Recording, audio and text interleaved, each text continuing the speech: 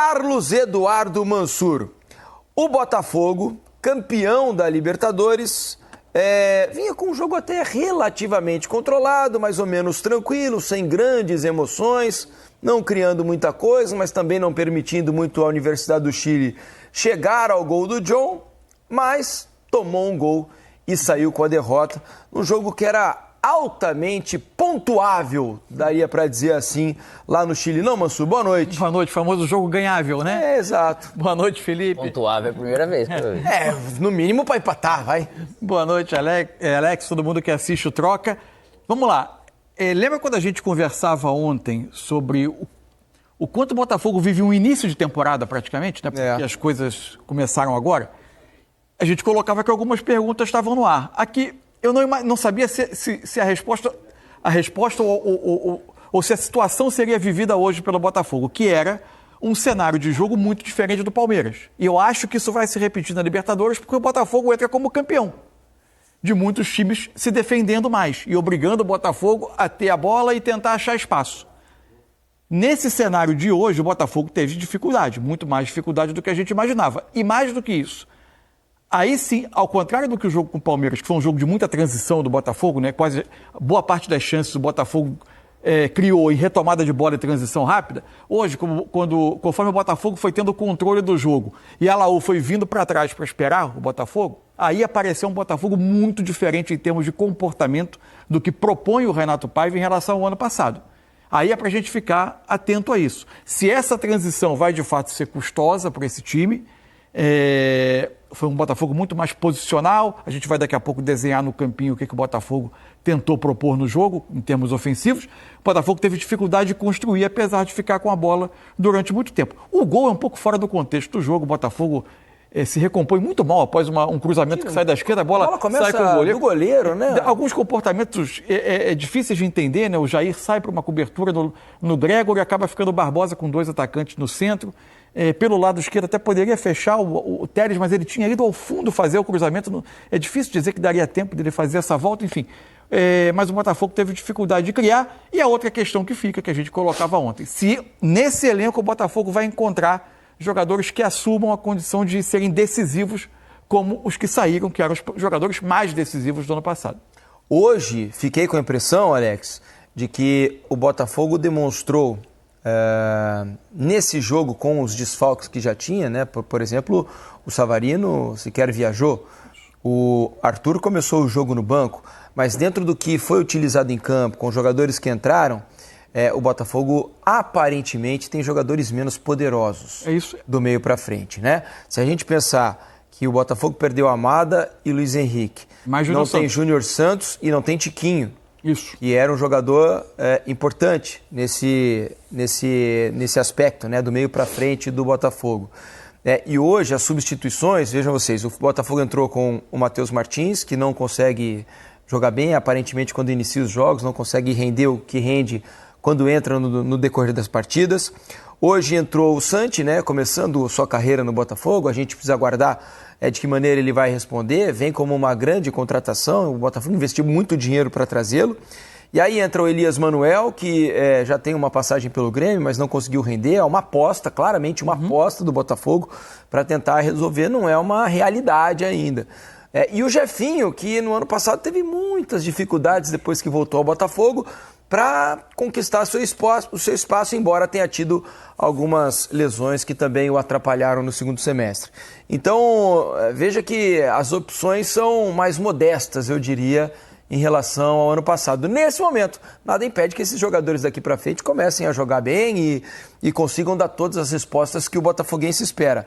Mas, aparentemente, o Botafogo dá um passo atrás no que diz respeito aos seus atacantes, em termos de condição de decidir partidas, não, Alex? Boa noite. Boa noite, Felipe, Mansur. Boa noite para todo mundo que está em casa. O futebol ele tem que ter um coletivo forte, mas o que decide, o que resolve realmente é esse talento. E lógico que o Botafogo ele perdeu. E se perdeu ao mesmo tempo, você não tem ainda o Savarino, né? Que você pode ver que o início do ano, a gente não pode julgar muito, porque o início do ano do Botafogo se demonstrou, ainda mais com a chegada do Renato Paiva, que teve uma falta ali de liderança, que não deu certo com os treinadores que ali passaram para poder ajudar. E o Savarino também não produziu ele sendo esse cara sozinho. Só que se a gente for lembrar, quando o Savarino, logo que ele chegou no passado no Botafogo, ele também foi super bem, ele causou um impacto melhor, porque o time também já tinha uma estrutura. E isso é um início de trabalho. Dá para se ver uma coletividade assim em cima de um jogo que ele tem 3 volantes, vamos dizer, né? 3 meio-campistas que são caras que vai fazer a bola rodar para frente, mas não vai ter um drible, não vai ter assim algo mais genial, igual se tivesse um Almada jogando ali por dentro, junto com o Savarino.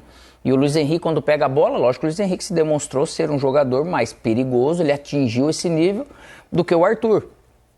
E o Arthur chegando agora também, ele vai ter que naturalmente demonstrar isso. O Igor, ele acaba dependendo desses caras. Às vezes ele vai ter uma chance no jogo.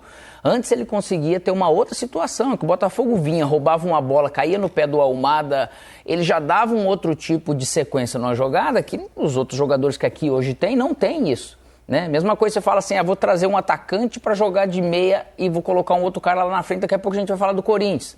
Vem o Memphis aqui pegar a bola, só que a sequência quando o Memphis passa a bola lá? É o Romero, o Yuri, é outra característica. Sim. E isso que o Botafogo acabou perdendo. Até acredito que com o passar do tempo, esses 3 homens de meio campo, ele vai... Depende do que os jogadores trouxerem para o Renato Paiva.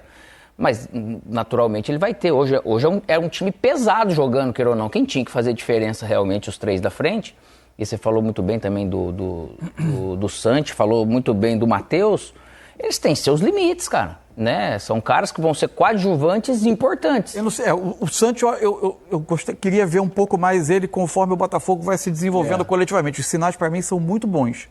Parece que é uma potência, né? E tecnicamente parece um jogador muito refinado, inteligente, de entendimento do jogo, confirmando algo do que a gente viu um pouquinho antes dele vir e agora, evidentemente, querendo ver no Botafogo. A minha grande questão é se o Botafogo vai recuperar com esses jogadores os gols que saíram. É isso aí. Os gols de Luiz Henrique e Júnior Santos, principalmente. O Almada era mais o organizador, mais cerebral, né, de servir aos companheiros. A grande questão é se o Botafogo vai recuperar os gols. Por exemplo, é uma questão para o Arthur, por exemplo, que é um jogador que, especialmente quando o Botafogo tem a transição, ele é muito rápido. O Arthur tem uma virtude que há muito tempo eu acho interessante nele, que é o primeiro toque dele na bola. Né? Quando a bola é lançada longa, ele já domina preparando uma corrida arrancada, colocando na frente, criando uma situação. Aí vem a questão do acabamento, né? Que eu acho que precisa ser um pouco melhor. O Botafogo vai precisar encontrar nesse elenco, e a janela do Botafogo custou mais de R$500 milhão. E não dá para dizer que ela está errada agora porque começou, estreou na Libertadores e perdeu. O que eu estou colocando são questões que vão se responder ao longo do ano. Se o Botafogo vai achar nesse elenco os gols que saíram. Não é fácil não substituir esses jogadores que o Botafogo perdeu, né, de 2024 para 2025. E acho que ficou muito claro também o quanto o Botafogo foi pouco criativo no jogo de hoje, né? Porque se a gente pegar na maior parte do jogo, o Botafogo teve muito mais a bola, né? Aliás, se elogiar o gramado... Tapete, né? Espetacular, um gramado nível Premier League, né? Para a Universidade do Chile e Botafogo. Os acréscimos é que não tiveram nada de Premier League, né? Não tinha jogo. 6 minutos de acréscimo e absolutamente não teve jogo. Não teve nada. Nesses 6 minutos, né? Isso foi um absurdo tremendo. A placa de 6 minutos virou uma piada, né? Uma permissividade da arbitragem bem comum aqui do futebol da América do Sul. Agora, faltou criatividade demais com a bola do Botafogo, né? Nesse aspecto, essa formação com os 3 homens de meio campo, sem o Savarino, talvez não, certamente, né, o jogador mais criativo ali do meio para frente, o Botafogo nesse aspecto, nossa, como foi difícil criar uma oportunidade de gol, não? No primeiro tempo, por exemplo, não sei se estou errado aqui, me recordo só do lance de uma bola lançada para o Igor Jesus, que ele bate quase sem ângulo, rasteiro, que o goleiro defende com o pé, a bola sai em escanteio. Fora isso, teve o cruzamento do Alex Telles. Na segunda trave, o Santi chega batendo. Isso. O goleiro dá uma espalmada e depois o Matheus Martins... O goleiro parece que não vai alcançar a bola, mas consegue dar um tapa nela. Depois o Matheus Martins bate fraco. Mas, fora isso, nada. O Botafogo insinuou melhor, assim, pareceu que ia criar as suas melhores chances, ainda mais para o início do jogo. Talvez pela empolgação da Laú no início, ela cedeu mais contra-ataque, o Botafogo conseguiu acelerar um pouquinho mais. Queria mostrar aqui no campinho o que o Renato Paiva está propondo quando o Botafogo se estabelece com bola. Quando é jogo de transição, aí é uma outra situação. Quase sempre, Gregory ou entre os zagueiros, ou na lateral, mas podendo ser aqui entre os Sendo o zagueiros. terceiro por dentro ou ali por fora. Né? Corredor é para os laterais, tanto o Vitinho. Aqui o Matheus Martins e o Santos se alternaram no jogo, né? Hora de um lado, hora do outro, mas podendo ser assim. Quase sempre era uma formação com 3 homens por trás, o Marlon um pouquinho à frente, o Patrick como meia mais avançado, quase que um 3-1-6, tentando ter 3 homens por dentro e aqui. Como a Laú defendia com 2 jogadores pressionando esses 3, o Botafogo até conseguia ter uma saída limpa, o Marlon atraía um dos volantes, sobravam 2 para esses 3. Aqui estava o espaço do jogo, contra uma linha de 5, que o Botafogo tentava pressionar com os laterais bem abertos, esses homens tentando atacar intervalos. Só que por características individuais, se você for pegar o Patrick de Paula e o Matheus Martins, principalmente, quantas bolas ali você tem que pegar de costa? E não é característica. Não é. Você pode pegar, mas eu vou devolver uma bola. Você não vai criar e construir algo assim, você não vai ter um pensamento mais fora ali, né? Ele não alterou muito o desenho quando fez trocas, por exemplo, a entrada do Arthur no lugar do Matheus Martins. O Arthur veio ocupar aqui esse espaço mesmo, mais habitual para ele. Ele já tem mais de fora para dentro, já tem um pouco mais isso de característica. O Elias Manuel entrou no lugar do Patrick. Quem veio mais para dentro foi o Santos, né? Para o Elias buscar esse espaço. O Elias, uma hora ele deu uma arrancada num contra-ataque. Caraca, pelo jeito. Isso. É potente, hein, bicho? E depois entrou o Jefinho, né? No lugar do Santos, mas aí eu acho que o Botafogo ficou com mais jogadores de aceleração quando já tinha pouco espaço, né? Eu acho até o Arthur com um pouco mais de um 10 do que o Jefinho. O Jefinho eu acho que é mais driblador igual, mas eu acho que o Arthur ele tem um pouco mais de um meia, né? É mais refino, jogou por dentro algumas vezes, né? Mais refino. Mas o Jefinho é aquele negócio. Eu acho que se ele jogar o que ele pode ser um cara de um acréscimo nesse elenco para poder fazer essa questão do drible, ajudar a construir coisas ali na frente. Com bola ficou devendo o Botafogo. O Botafogo que era tão insinuante todo passado. Mas por característica, né? Por característica. Até se for pensar, e a gente vai ter que tomar cuidado que a comparação vai ser inevitável.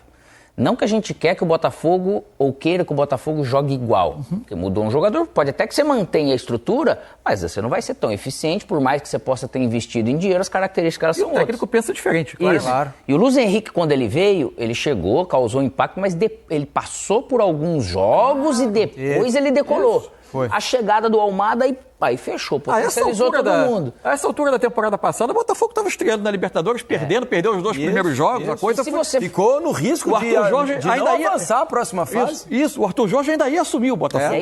E aí vem uma reflexão. Essa questão dele jogar com esses 3 homens de meio campo, seja do jeito que for ali a montagem desses 3 volantes, se eu tiver realmente Savarino, e o Savarino fazendo um pouco mais de meia, e podendo ter um Arthur também vendo um pouco mais por dentro, encontrar um outro atacante, que pode ser Jefinho, que pode ser Santi, que não sei, para você ter esses 2 laterais ainda mais, o Savarino eu acho que ele tem algo também, apesar que eu acho que a finalização dele é melhor do que do Arthur.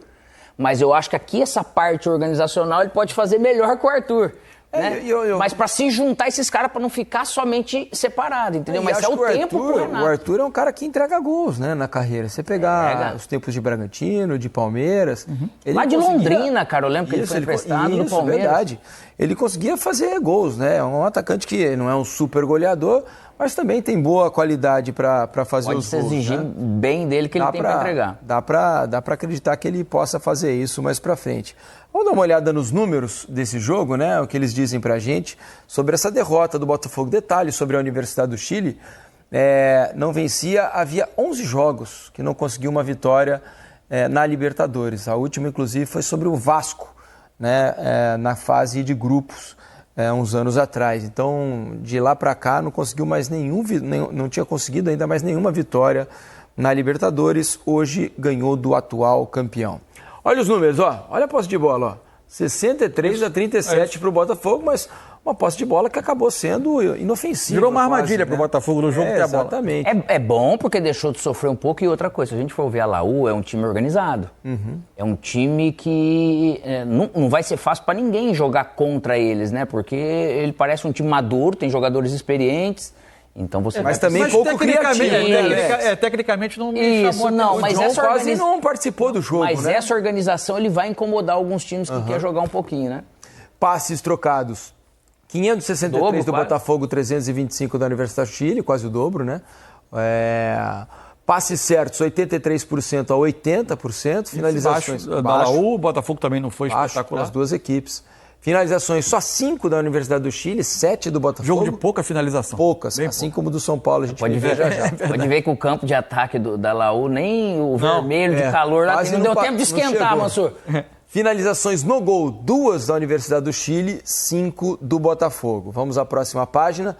6-0 em impedimentos para a Universidade do Chile, escanteios 2-2, desarmes 8-4 para os chilenos, faltas 13-10, né, 13 do Chile, 10 do Brasil, cartões amarelos 4-4 e tivemos ainda um cartão vermelho absolutamente desnecessário do Igor Jesus nos acréscimos, numa braçada que ele dá no rosto do adversário, já tendo o cartão amarelo, um lance claro de cartão, muito bobo. Aliás, o Mansur, sempre muito perspicaz. Deixa pra ele falar. Muito perspicaz. Muito. Fez uma piadinha que é muito boa, por sinal. Raro. Muito inteligente. Ser boa a piada do Mansur, mas Não, essa ele é foi bom, ele é antes bom. do programa.